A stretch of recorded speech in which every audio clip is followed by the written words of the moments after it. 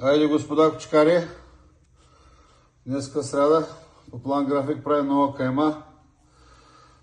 Работим с телешка изрезка, свинско месо, пилешко филе, черен дроб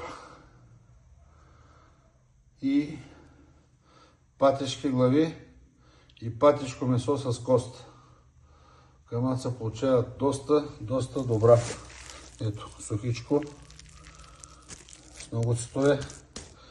Повтарям.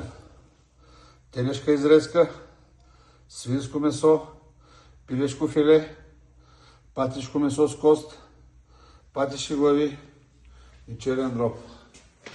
Ето и готовата кайма. Саламчета по 1 кг. Така ще я предлагаме и тази седмица. Доста добра и сполучлива кайма, хранителна, питателна. Даже вече смятам да храня с нея.